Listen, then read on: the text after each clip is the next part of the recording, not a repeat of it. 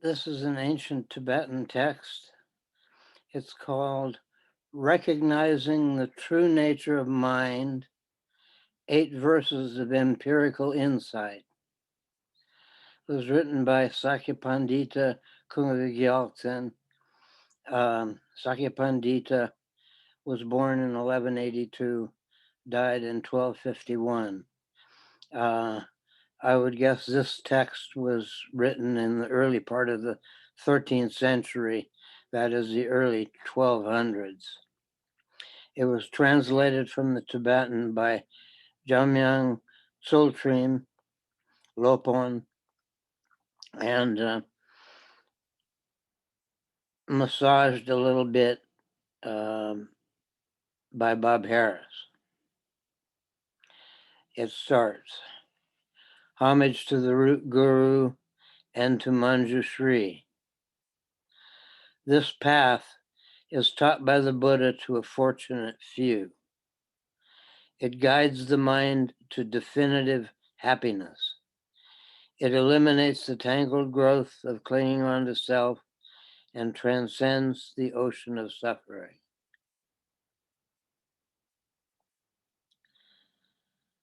So our very self-cherishing creates the oceans of suffering. And to not suffer from what our crazy minds make of any situation is to transcend the tangled growth of clinging on to self and achieving definitive happiness. So that's the goal. It goes on.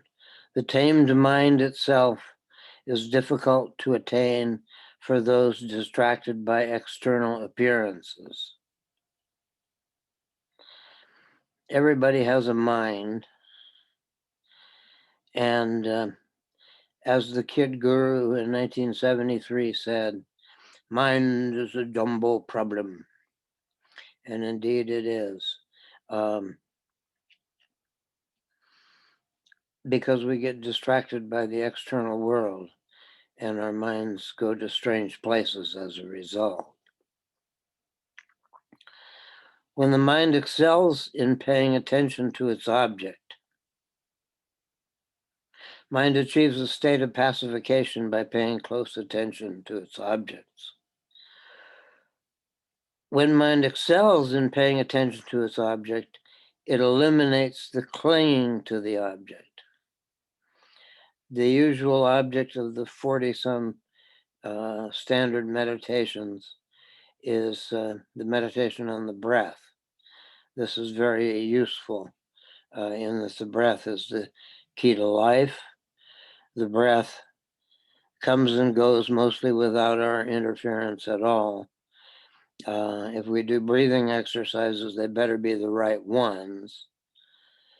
But the result is gradually that the mind begins to understand the breathing process in its depth and begins to transcend the breathing process. So it says, investigate the clinging mind itself thoroughly by paying close attention to its objects.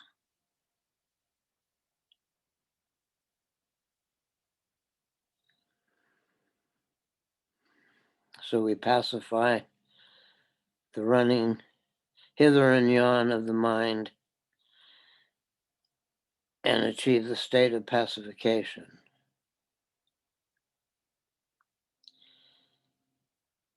When the mind excels in paying attention to its object, for instance, the breath, mindful meditation on the breath, it eliminates the clinging to the object. The clinging to something that's impermanent is a large part of our suffering. Things are going to change, whether right now our experience is good, bad, or indifferent.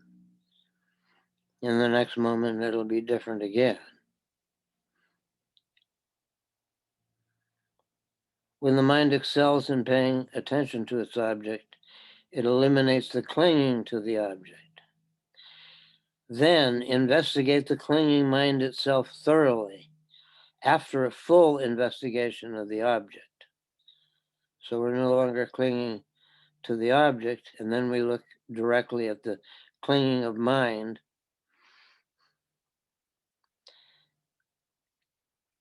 If mind is pushed away, it will not disappear. Now we're experimenting with mind to see what it is. If mind is closely attended to, it does not abide. Anybody that's tried serious meditation notices that the mind does not stay put. We put it on the breath, maybe even count breaths up to 21, maybe, and then the mind wanders away. So we never get past 17.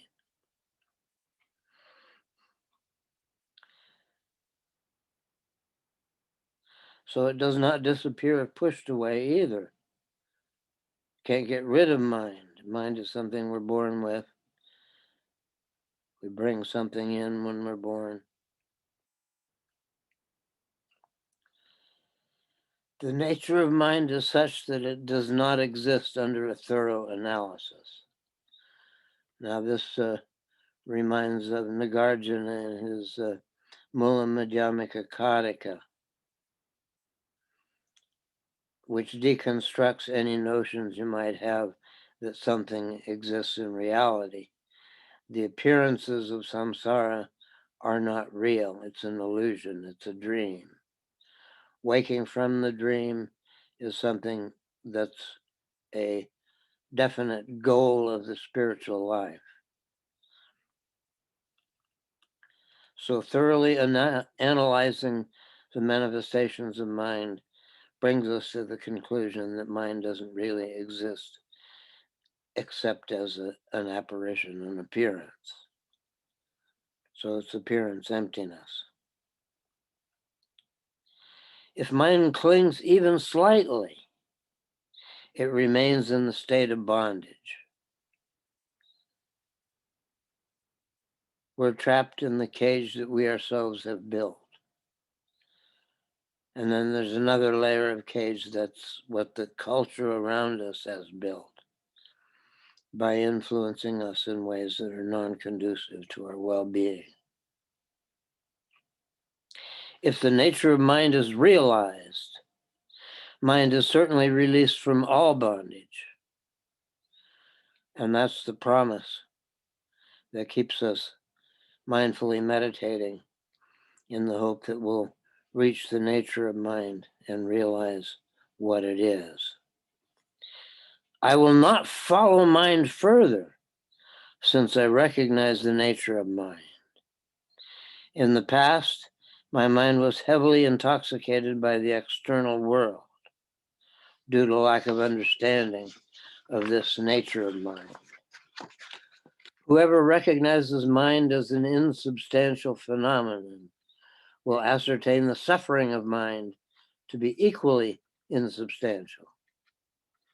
Whoever conceptualizes mind as a substantial phenomenon will produce substantial suffering. The individual who realizes the true nature of mind achieves definitive happiness and ends the continuum of suffering like a flame out of firewood.